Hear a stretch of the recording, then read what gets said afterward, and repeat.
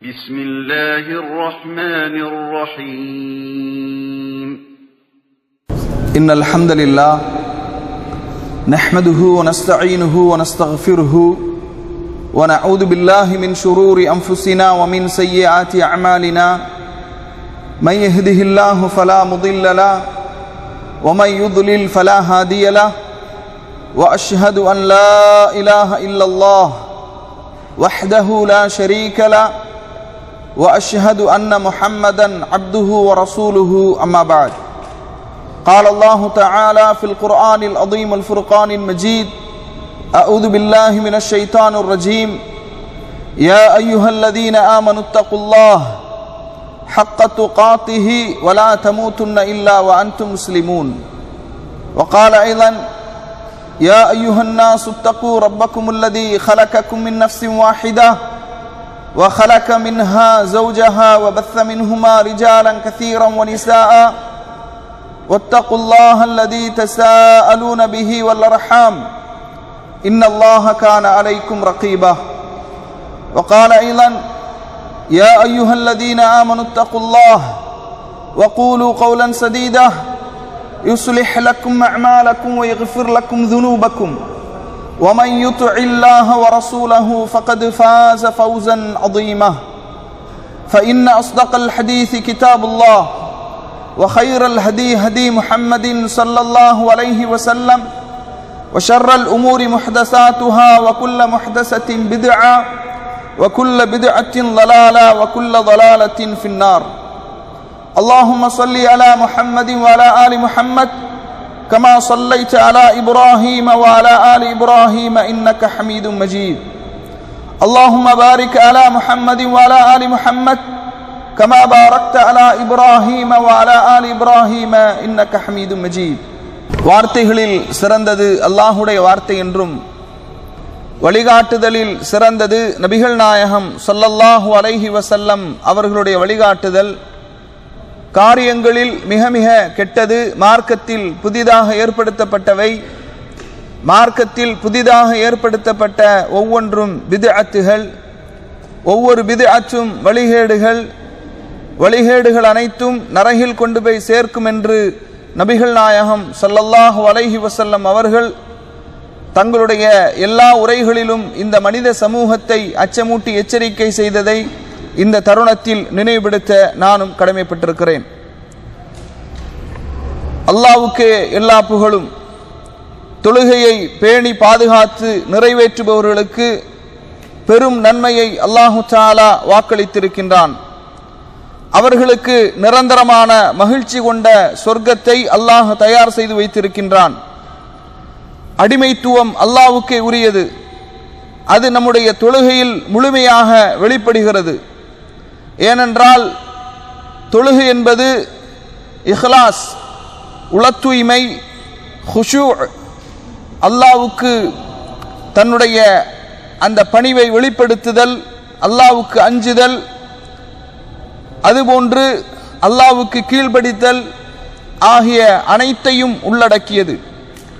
ஒரு முஸ்லிம் அல்லாஹ்வுடைய முன்னிலையில் நின்று தொழுகையை நிறைவேற்றுவதற்கு முன்பு தொழுகைக்கு முன் தேவையான சில ஆயத்தங்களை, தொழுகையோடு தொடர்புடைய சில அம்சங்களை அவன் ஒழுங்காக செய்து தயாராக வேண்டும். அவையே தொழுகையின் நிபந்தனைகள். இவை நிறைவேற்றப்படாவிட்டால் தொழுகை செல்லுபடியாகாது. இந்த ஜும்ஆவுடைய உரையில் தொழுகையின் நிபந்தனைகளாக 9 நிபந்தனைகளை இமாம் அவர்கள் குறிப்பிட்டார்கள். முதலாவது நிபந்தனை, ஒருவனுடைய தொழுகை அல்லாஹ்விடத்திலே ஏற்றுக்கொள்ளப்பட வேண்டுமானால், அங்கீகரிக்கப்பட வேண்டுமானால் அவன் முஸ்லிமாக இருக்க வேண்டும். காஃபிருடைய அமல்கள் அது அல்லாஹ்விடத்திலே அங்கீகரிக்கப்படாது, ஏற்றுக்கொள்ளப்படாது. அல்லாஹு தஆலா திருமறை குர்ஆனிலே சொல்கின்றான், وَمَنْ يَبْتَغِي غَيْرَ الْإِسْلَامِ دِينًا, யார் இஸ்லாம் அல்லாததை தன்னுடைய கொள்கையாக கோட்பாடாக ஏற்றுக்கொண்டார்களோ فَلَنْ يُقْبَلَ مِنْهُ وَهُوَ فِي الْآخِرَةِ مِنَ الْخَاسِرِينَ, அதை அல்லாஹு தஆலா ஒருபோதும் அங்கீகரிக்க மாட்டான், ஏற்றுக்கொள்ள மாட்டான். மறுமை நாளில் நஷ்டவாளிகளில் ஒருவராக அவன் ஆகிவிடுவான். கண்ணியத்திற்குரிய சகோதரர்களே, நம்முடைய முஸ்லிம் சமூகத்திலே சிலர் அரசியல் தலைவர்கள் அல்லது சினிமா நடிகர்கள், பிரமுகர்கள் யாராவது நோன்பு வைத்து விட்டாலோ அல்லது இஸ்லாத்தினுடைய ஏதாவது ஒரு அம்சங்களை நிறைவேற்றினாலோ உடனேயே மக்கள் அவர்களை புகழ்கிறார்கள். அவர்களுக்கு சொர்க்கம் கிடைக்கும் என்று பரவலாக எழுதுவதையும் பேசுவதையும் பார்க்கின்றோம். ஆனால் ஒரு மனிதனுடைய வணக்க வழிபாடுகள் அல்லாஹ்விடத்திலே அங்கீகரிக்கப்பட வேண்டுமானால், ஏற்றுக்கொள்ளப்பட வேண்டுமானால் மிக முக்கியமான நிபந்தனை அவன் முஸ்லிமாக இருக்க வேண்டும். முஸ்லிமாக இல்லாமல் அவன் எவ்வளவு நல்லமல்களை செய்தாலும் அது அல்லாஹ்விடத்திலே அங்கீகரிக்கப்படாது, ஏற்றுக்கொள்ளப்படாது என்பதை நாம் புரிந்து கொள்ள வேண்டும். இரண்டாவது நிபந்தனை, அவன் புத்தி சுவாதீனம் உடையவனாக இருக்க வேண்டும். பைத்தியக்காரனாக அல்லது புத்தி குறைவுடையவனாக இருந்தால் அவனுடைய தொழுகையும் அல்லாஹ்விடத்திலே ஏற்றுக்கொள்ளப்படாது. நபி ஸல்லல்லாஹு அலைஹி வஸல்லம் அவர்கள் சொல்கின்றார்கள், ருஃபிஅல் கலமு அன் ஸலாஸத்தின், 3 நபர்களை விட்டும் அல்லாஹு தஆலா தன்னுடைய எழுதுகோலை உயர்த்தி விட்டான். தூங்கக்கூடியவன் தூக்கத்திலிருந்து விழிக்கின்ற வரை, அதுபோன்று சிறுவன் பருவ வயதை அடைகின்ற வரை, குழந்தை பருவ வயதை அடைகின்ற வரை, பைத்தியக்காரன் அந்த பைத்தியத்திலிருந்து தெளிவடைகின்ற வரை. அப்ப இந்த 3 நபர்களுடைய விஷயங்களிலும் அல்லாஹு தஆலா பாவங்களை பதிவு செய்ய மாட்டான். அப்ப தொழுகையினுடைய இரண்டாவது நிபந்தனை என்னவென்றால், அந்த தொழுகை ஒரு மனிதனிடமிருந்து ஏற்றுக்கொள்ளப்பட வேண்டுமானால் அவன் புத்தி சுவாதீனம் உடையவனாக இருக்க வேண்டும். மூன்றாவது நிபந்தனை அத்தமையுஸ். தமையுஸ் என்று சொல்லும் போது பிரித்தறிவிக்கின்ற அந்த பகுத்தறிவு அவனுக்கு இருக்க வேண்டும். சிறுவர்கள் மீது தொழுகை கடமை இல்லை. ஆனால் அதே நேரத்திலே ஒரு குழந்தை, ஒரு பிள்ளை 7 வயதை அடைந்து 8வது வயதிற்கு வந்துவிட்டால் அந்த பிள்ளைக்கு தொழுமாறு நாம் கட்டளையிட வேண்டும். இது கட்டாயமாக நிர்பந்திக்கப்படுவதல்ல, மாறாக அந்த பிள்ளைக்கு நாம் தொழுகையின் பக்கம் அந்த பிள்ளைக்கு ஆர்வம் ஊட்ட வேண்டும். தொழுகையினுடைய அந்த விஷயங்களில் அந்த பிள்ளைக்கு ஒரு தஅதீப், அந்த பிள்ளையை பண்படுத்துவதற்காக இவ்வாறு நாம் செய்வது. ரசூலுல்லாஹி ஸல்லல்லாஹு அலைஹி வஸல்லம் அவர்கள் சொன்னார்கள், உங்களுடைய குழந்தைகளுக்கு முர்ரு அவுலாதக்கும் பிஸ்ஸலாஹ் வஹும் அப்னாஉ 7 சினீன், 7 வயதை அடைந்து விட்டால் தொழுமாறு அவர்களுக்கு நீங்கள் கட்டளையிடுங்கள். வபரிபூஹும் அலைஹா வஹும் அப்னாஉ 10 சினீன், 10 வயதை அடைந்து விட்டால் அடித்தாவது தொழவையுங்கள் என்று ரசூலுல்லாஹி ஸல்லல்லாஹு அலைஹி வஸல்லம் அவர்கள் சொல்கின்றார்கள். அப்ப இந்த தமீஸ், புரிந்து கொள்ளக்கூடிய திறன் 7 வயதை முடிந்து 8வது வயதில் நுழைந்த குழந்தைக்கு தொழுகையை செய்யும்படி நாம் கட்டளையிட வேண்டும். இது ஒரு கட்டாய பொறுப்பாக மாறாது, மாறாக ஒழுக்க பயிற்சி, தொழுகையின் பக்கம் அந்த பிள்ளைக்கு அந்த தொழுகையை செய்வதற்கு ஒரு பழக்கத்தை ஏற்படுத்துவதாக அமைந்து விடுகிறது. கண்ணியத்திற்குரிய சகோதரர்களே, அதுபோன்று ரசூல் ஸல்லல்லாஹு அலைஹி வஸல்லம் அவர்கள் சொன்னார்கள், 10 வயது ஆகிவிட்டால் படுக்கையை விட்டும் நீங்கள் பிரித்து விடுங்கள். இது ஆண் குழந்தையாக இருந்தாலும் சரி, பெண் குழந்தையாக இருந்தாலும் 10 வயது ஆகிவிட்டால் அவர்களை படுக்கையை விட்டும் பிரித்துவிட வேண்டும் என்று ரசூலுல்லாஹி ஸல்லல்லாஹு அலைஹி வஸல்லம் அவர்கள் சொன்னார்கள். கண்ணியத்திற்குரிய சகோதரர்களே, முதல் 3 நிபந்தனைகளை நாம் சொன்னோம். ஒருவருடைய வணக்க வழிபாடுகள் அல்லாஹ்விடத்திலே தொழுகை ஏற்றுக்கொள்ளப்பட வேண்டுமானால் முஸ்லிமாக இருக்க வேண்டும், புத்தி சுவாதீனம் உடையவனாக இருக்க வேண்டும், அத்தமையுஸ் அதாவது புரிந்து கொள்ளும் திறனுடையவனாக இருக்க வேண்டும். இந்த 3 நிபந்தனைகளும் தொழுகை மட்டுமல்ல, எல்லா வணக்க வழிபாடுகளுக்கும் இது நிபந்தனையாக, பொதுவான நிபந்தனையாக பார்க்கப்படுகிறது. 4வது நிபந்தனை, தொழுகை அல்லாஹ்விடத்திலே ஏற்றுக்கொள்ளப்பட வேண்டுமானால் 4வது நிபந்தனை, பெருந்துடக்கிலிருந்தும் சிறுதுடக்கிலிருந்தும் அவன் சுத்தமானவனாக இருக்க வேண்டும். பெருந்துடக்கு என்று சொன்னால் எந்த விஷயங்களுக்கெல்லாம் குளிப்பு கடமையாகுமோ அது பெருந்துடக்கு, எந்த விஷயங்களுக்கெல்லாம் உது செய்தால் போதுமானதோ அது சிறுதுடக்கு. உதாரணமாக குளிப்பு, அதாவது இல்லற வாழ்க்கையில் ஈடுபட்டு விந்து வெளிப்பட்டாலும் விந்து வெளிப்படாவிட்டாலும் ஒருவனுக்கு குளிப்பு கடமையாகி விடுகிறது. ஹைதுடைய பெண்கள் இந்த மாதவிடாய் காலம் முடிந்து அவர்களுக்கு குளிப்பு கடமையாகி விடுகிறது. அப்ப இதெல்லாம் குளிப்பு கடமையான விஷயங்கள். பெருந்துடக்கு, சிறுதுடக்கு என்பது ஒருவர் ஆழ்ந்து தூங்குகின்றார் என்றால் அது சிறுதுடக்கு. ஆழ்ந்த தூக்கத்திற்கு பிறகு தொழுகைக்காக அவர் கண்டிப்பாக உது செய்ய வேண்டும். அதுபோன்று ஒட்டகை இறைச்சி சாப்பிட்டால் அதற்காக உது செய்ய வேண்டும். அதுபோன்று முன்பின் துவாரங்களில் இருந்து சிறுநீர் கழித்தாலோ மலஜலம் கழித்தாலோ அதற்காக அவர் கண்டிப்பாக உது செய்ய வேண்டும். அப்படி உது செய்தால்தான் அவருடைய தொழுகை அல்லாஹ்விடத்திலே ஏற்றுக்கொள்ளப்படும், அங்கீகரிக்கப்படும். அல்லாஹு தஆலா திருமறை குர்ஆனிலே சொல்கின்றான், ஈமான் கொண்டவர்களே, நீங்கள் தொழுகைக்காக நிற்கும் போது உங்களுடைய முகங்களை கழுவிக்கொள்ளுங்கள், முழங்கை வரை உங்களுடைய கைகளை கழுவிக்கொள்ளுங்கள், வம்சஹு பிருஊசிக்கும், உங்களுடைய தலைகளை மசகு செய்யுங்கள், உங்களுடைய கால்களை கெண்டைக்கால் வரை கழுவிக் கொள்ளுங்கள் என்று அல்லாஹு தஆலா 5வது அத்தியாயத்தினுடைய 6வது வசனத்திலே சொல்கின்றான். நபி ஸல்லல்லாஹு அலைஹி வஸல்லம் அவர்கள் சொல்கின்றார்கள், லா யக்பலுல்லாஹு ஸலாத அஹதிக்கும் இதா அஹ்தஸ ஹத்தா யதவல்லா. ஒருவருக்கு உது முறிந்து விட்டது என்றால் உது இல்லாமல் தொழுகின்ற தொழுகையை அல்லாஹு தஆலா ஏற்றுக்கொள்ள மாட்டான். இன்றைக்கு நிறைய சகோதரர்களை பார்க்கின்றோம், தொழுகைக்காக அவர்கள் தொழுகையில் நின்று கொண்டிருக்கும் போது காற்று பிரிந்து உது முறிந்து விட்டாலும் கூட வெட்கப்பட்டு விட்டு என்ன செய்யறாங்க, அந்த தொழுகையை விட்டு விட்டு உது செய்வதற்கு செல்வதில்லை. நிறைய சகோதரர்கள் தொழுகைக்காக நிற்கிறார்கள், காற்று பிரிகின்றது, அப்ப வெட்கப்பட்டு விட்டு அடுத்தவர்கள் நம்மை என்ன நினைப்பார்களோ என்று வெட்கப்பட்டு விட்டு அதே காற்று பிரிந்த நிலையில் உது முறிந்த நிலையில் தொழுகையை தொடர்கிறார்கள். கண்டிப்பாக அந்த தொழுகை ஏற்றுக்கொள்ளப்படாது. அதனால உது என்பது தொழுகைக்கு முக்கியமான ஒரு ஷுரூத்தாக பார்க்கப்படுகிறது. கண்டிப்பாக உது செய்துதான் தொழ வேண்டும். ஒருவேளை ஒருவரால் தண்ணீரை பயன்படுத்த முடியவில்லை என்றால் அவர் தயமம் செய்து கொள்ளலாம், அதற்கும் மார்க்கம் நமக்கு அனுமதிக்கின்றது.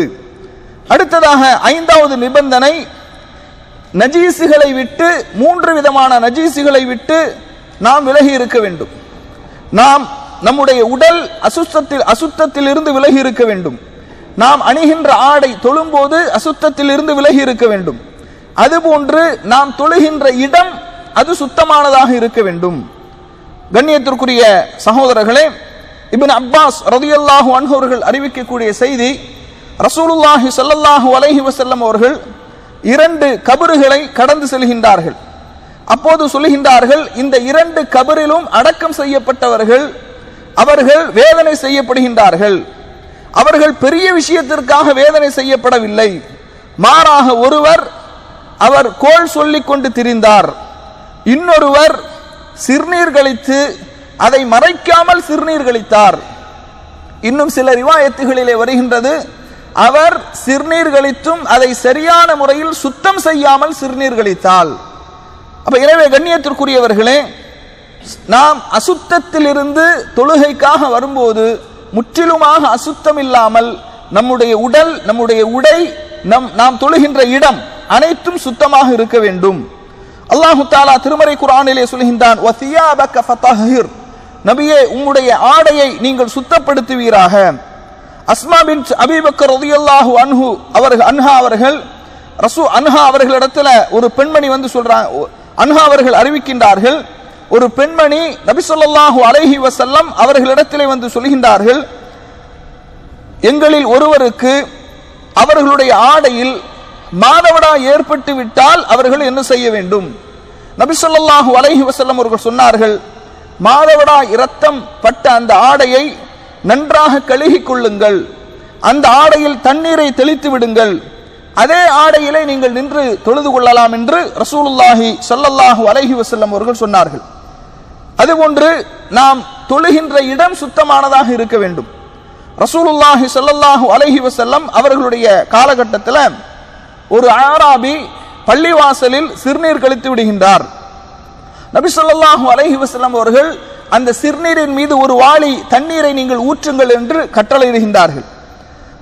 கண்ணியத்திற்குரிய சகோதரர்களே, அந்த சகோதரருக்கு சிறுநீர் கழித்த அந்த மனிதருக்கு நபி ஸல்லல்லாஹு அலைஹி வஸல்லம் அவர்கள் உபதேசம் செய்கின்றார்கள், இன்னமா ஹிய லிதிக்ரில்லாஹ், பள்ளிவாசல் என்பது அல்லாஹுவை நினைவுகூறுவதற்குரிய இடம், தொழுவதற்குரிய இடம், குர்ஆன் ஓதுவதற்குரிய இடம் என்று ரசூலுல்லாஹி ஸல்லல்லாஹு அலைஹி வஸல்லம் அவர்கள் அந்த மனிதருக்கு உபதேசம் செய்தார் என்ற ஒரு செய்தியை என்ன செய்கின்றோம், பார்க்கின்றோம்.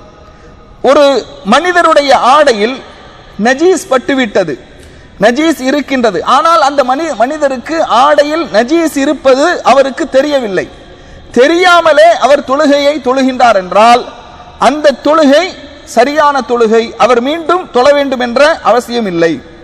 அதுபோன்று ஒரு மனிதருக்கு தான் தொழுவதற்கு முன்பாக தன்னுடைய தொழுகையில் நஜீஸ் பட்டுவிட்டது என்பதை அறிந்திருக்கிறார். ஆனால் மறந்த நிலையில் அந்த தொழுகையில நஜீஸ் பட்டிருக்கிறது என்பதை அறிந்திருக்கிறார். ஆனால் அதை மறந்துவிட்ட நிலையில் அவர் தொழுகையை நிறைவேற்றுகின்றார். அவருடைய தொழுகையும் சரியானது, அவர் மீண்டும் தொழ வேண்டிய அவசியம் இல்லை. அதே நேரத்தில் ஒருவருடைய ஆடையில் நஜீஸ் பட்டுவிட்டது, அதை அவர் அலட்சியமாக எடுத்துக்கொண்டு பொடுபோக்காக எடுத்துக்கொண்டு அதை தொழுகின்றார் என்றால் அவர் அந்த தொழுகையை மீண்டும் தொழ வேண்டும். அதுபோன்று நபி ஸல்லல்லாஹு அலைஹி வஸல்லம் செருப்பை அணிந்து கொண்டு என்ன செய்கின்றார்கள், தொழுகின்றார்கள். ஜிப்ரீல் அலைஹிஸ்ஸலாத்து வஸ்ஸலாம் அவர்கள் அங்கு வந்து செருப்பை கழற்றுமாறு சொல்கின்றார்கள். காரணம், நபி ஸல்லல்லாஹு அலைஹி வஸல்லம் அவர்கள் செருப்பணிந்த நிலையில் தொழும்போது அந்த செருப்புல நஜீஸ் அசுத்தங்கள் ஏற்பட்டிருந்தது.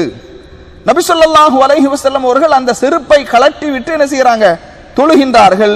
மீண்டும் அந்த தொழுகையை திருப்பவில்லை, மீண்டும் அந்த தொழுகையை முதலில் இருந்து தொழவில்லை. இப்ப நாம தொழுது கொண்டிருக்கிறோம், தொழுது கொண்டிருக்கும் போது நம்முடைய ஆடையில் அசுத்தம் பட்டு விட்டது அல்லது காலணியில் அசுத்தம் இருக்கிறது, அதை அசுத்தம் இருக்கிறது என்பதை நாம் உணர்ந்து கொண்டோம் என்று சொன்னால், அந்த இப்ப காலணியில் அசுத்தம் இருக்குது என்றால் அந்த காலணியை கழற்றிவிட்டு தொழுகையை தொடரலாம். தொப்பி அணிந்து கொண்டு தொழுகின்றோம், தலப்பாகை அணிந்து கொண்டு தொழுகின்றோம், அதுல அசுத்தம் இருக்கிறது என்றால் அதை கழற்றிவிட்டு தொழுகையை தொடரலாம். அதே நேரத்தில் கழற்ற முடியாத நிலை இருக்கின்றது, அசுத்தம் இருக்கிறது என்றால் தொழுகையை முறித்துவிட்டு அந்த அசுத்தத்தை சுத்தப்படுத்தி விட்டு மீண்டும் அவர் என்ன செய்ய வேண்டும், முதலில் இருந்து தொழ வேண்டும் என்பதை நாம் புரிந்து கொள்ள வேண்டும். ஆறாவது நிபந்தனை, அவுரத் மறைக்கப்பட வேண்டும். அவுரத் மறைக்கப்பட வேண்டும். அல்லாஹு தஆலா திருமறை குர்ஆன்ல சொல்றான், யா பனி ஆதம், ஆதமுடைய மக்களே, நீங்கள் பள்ளியை உங்களுடைய ஆடையை கொண்டு அலங்கரியுங்கள் என்று அல்லாஹு தஆலா சொல்லுகின்றான். அப்போ பள்ளிவாசலுக்கு தொழுகைக்காக நாம் வரும்போது ஜீனத்தாக அழகான முறையில் அவுரத்துகள் மறைக்கப்பட்ட நிலையில் என்ன செய்ய வேண்டும், அழகான ஆடைகளை அணிந்து அல்லாஹ்வுக்கு முன்னிலையிலே நாம் நிற்கின்றோம் என்ற எந்த எண்ணத்தோடு தொழுகைக்கு வர வேண்டும். இன்றைக்கு நிறைய மக்களை நாம் பார்க்கின்றோம், அவர்கள் படுக்கையில் அணிகின்ற ஆடைகளை படுக்கையில் அணிந்து கொண்டு அந்த படுக்கையில் அணிகின்ற ஆடைகளோடு தொழுகைக்கு வருவார்கள். இன்னும் சிலரை நாம் பார்க்கின்றோம், அவர்கள் என்ன செய்வாங்க, அரைகுறையான ஆடைகள், அதாவது முழங்கால் தெரியும்படி தொடை தெரியும்படியான ஆடைகளை அணிந்து கொண்டு தொழுகைக்கு வருவார்கள்.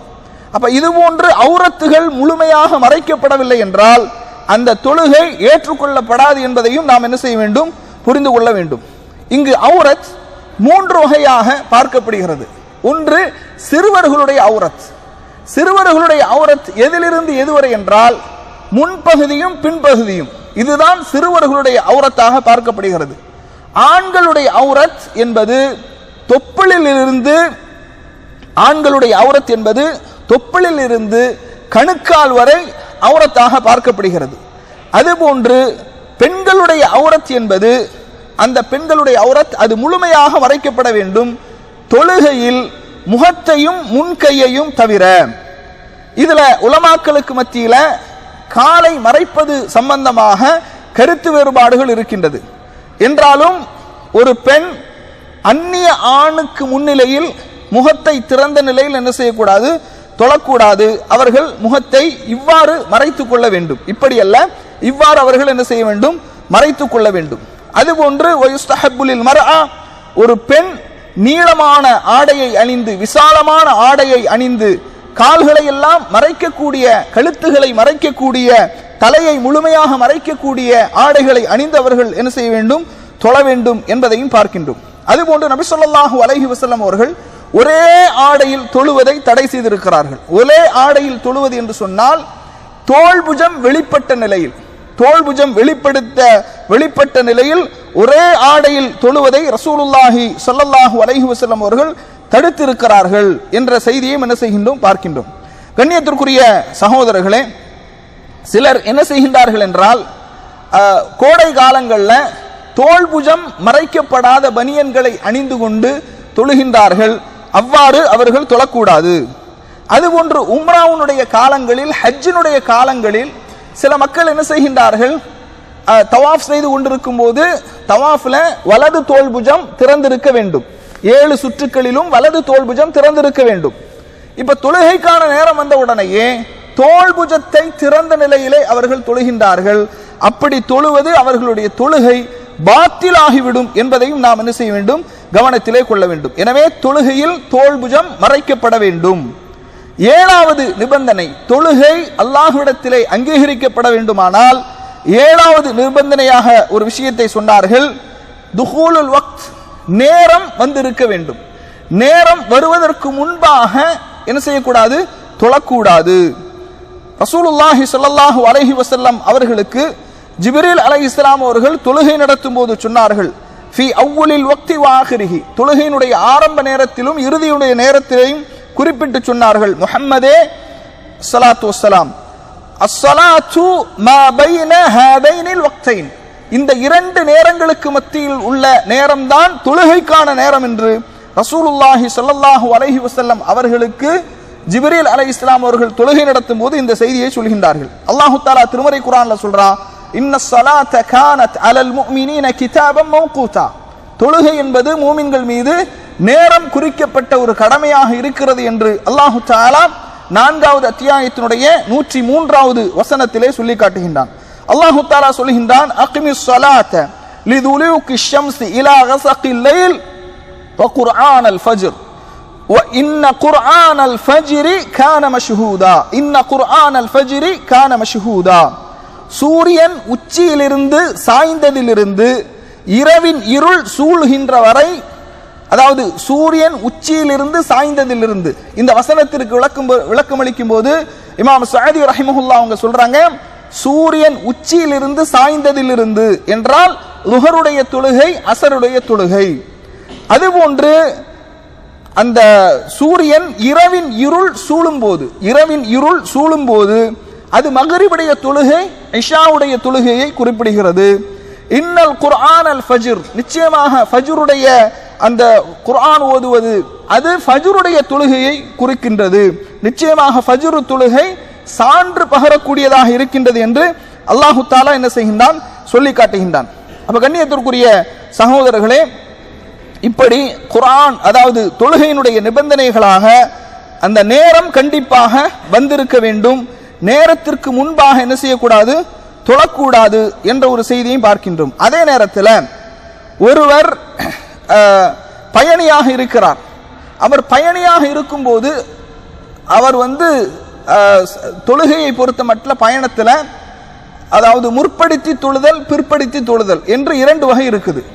முற்படுத்தி தொழுதல், பிற்படுத்தி தொழுதல். முற்படுத்தி தொழுதல் அப்படின்னா அஸருடைய தொழுகையின் போது, அஸருடைய நேரத்தில் லுஹருடைய தொழுகையை தொழுவது, இது தஅகீர், அதாவது பிற்படுத்தி தொழுதல். இப்ப நாம உதாரணமாக ஜுபைலில் இருந்து தமாமிற்கு என்ன செய்கின்றோம், பயணம் மேற்கொள்கின்றோம். புரிந்து கொள்வதற்காக இதை தெளிவாக நான் சொல்லுகின்றேன்.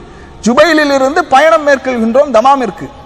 இப்ப நாம தமாமுக்கு சென்றடைகின்ற அந்த நேரம் ஜுபைல்ல லுஹர் தொழல, நாம தமாம் சென்றடையும் போது அஸருடைய நேரம் ஆகிவிட்டது என்றால் அந்த லுஹருடைய தொழுகையை முதலாவதாக தொழ வேண்டும், அஸருடைய தொழுகையை அதற்கு பிறகு தொழ வேண்டும்.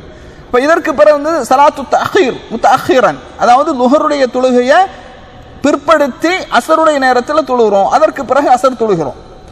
அதுபோன்று முபக்கிரன், அதாவது முற்படுத்தி தொழுதல் என்றால், இப்ப உதாரணமாக லுஹருடைய தொழுகையை தமாம்ல தொழுகிறோம், நாம உடனே என்ன செய்கிறோம், இகாமத் சொல்லி 2 ரக்காத் அஸருடைய தொழுகையும் தொழுகிறோம். இது முற்படுத்தி தொழுதல். இப்படியான நிலைகளில் என்ன செய்யலாம், ஒருவர் தொழுகையினுடைய அந்த நேரங்களை முற்படுத்தி என்ன செய்யலாம், தொழலாம். இதற்கு மார்க்கத்தில் அனுமதி இருக்கின்றது என்பதையும் புரிந்து கொள்ள வேண்டும். அடுத்து கண்ணியத்திற்குரிய சகோதரர்களே, இந்த தொழுகையினுடைய முக்கியமான இன்னொரு நிபந்தனை என்ன அப்படின்னு பார்த்தீங்கன்னா, அந்த தொழுகையினுடைய நேரத்தில் தொழுவது அது வாஜிபாக இருக்கின்றது. அல்லாஹு தஆலா குர்ஆன்ல சொல்றான், ஃபவைலுல் லில் முஸல்லீன், தொழக்கூடியவர்களுக்கு கேடுதான், அல்லதீனஹும் அன் ஸலாத்திஹிம் சாஹூன், அவர்கள் தங்களுடைய தொழுகையில அலட்சியமாக பொடுபோக்காக இருக்கிறார்கள். சலஃபுகளில் சிலர் இதற்கு விளக்கம் அளிக்கும் போது அவர்கள் அதனுடைய நேரத்தை விட்டும் பிற்படுத்துகின்றார்கள் என்ற விளக்கத்தை கொடுக்கிறாங்க. 8வது நிபந்தனை, தொழுகை அல்லாஹ்விடத்தில் அங்கீகரிக்கப்பட வேண்டுமானால் 8வது நிபந்தனை கிப்லாவை முன்னோக்க வேண்டும். அல்லாஹு தஆலா திருமறை குர்ஆன்ல ரசூலுல்லாஹி ஸல்லல்லாஹு அலைஹி வஸல்லம் அவர்களுக்கு ஒரு வசனத்தை இறக்குறான். நபி ஸல்லல்லாஹு அலைஹி வஸல்லம் அவர்கள் கஅபத்துல்லாஹ் கிப்லாவாக ஆக்கப்பட வேண்டும் என்பதை ஆசைப்பட்டார்கள். அதற்காக அல்லாஹ்வுடைய வஹ்யை எதிர்பார்த்து வானத்தை நோக்கி தன்னுடைய முகத்தை திருப்பிக் கொண்டே இருந்தார்கள். அப்ப அல்லாஹ் தஆலா என்ன செய்கின்றான், ஒரு வசனத்தை இறக்கின்றான். கத் நரா தகல்லுப வஜ்ஹிக ஃபிஸ் ஸமா ஃபலனுவல்லியன்னக கிப்லத்தன் தரலாஹா ஃபவல்லி வஜ்ஹக ஷத்ரல் மஸ்ஜிதில் ஹராம் வ ஹைதுமா குன்தும், நீங்கள் எங்கிருந்தாலும் மஸ்ஜிதுல் ஹராமை நோக்கி நீங்கள் விரும்புகின்ற அந்த கிப்லாவை நோக்கி என்ன செய்யுங்கள், தொழுங்கள் என்ற வசனத்தை அல்லாஹ் தஆலா என்ன செய்கின்றான், 2வது அத்தியாயத்தினுடைய 144வது வசனத்தை இறக்குகின்றான். எனவே ஃபர்லான தொழுகைகளை, நஃபிலான தொழுகைகளை தொழுகின்ற ஒவ்வொருவரும் கண்டிப்பாக கிப்லாவை முன்னோக்கி தொழ வேண்டும். அப்படி கிப்லாவை முன்னோக்கி தொழவில்லை என்றால் அவருடைய தொழுகை பாத்திலாகிவிடும். அதே நேரத்தில் ஒருவர் விமானத்திலே பயணம் செய்கின்றார், அப்போது அவர் தொழும்போது கிப்லாவை முன்னோக்க வேண்டிய அவசியம் இல்லை. அதுபோன்று நஃபிலான தொழுகையை ஒருவர் தொழுகின்றார், அவருக்கு கிப்லாவுடைய திசை தெரியவில்லை.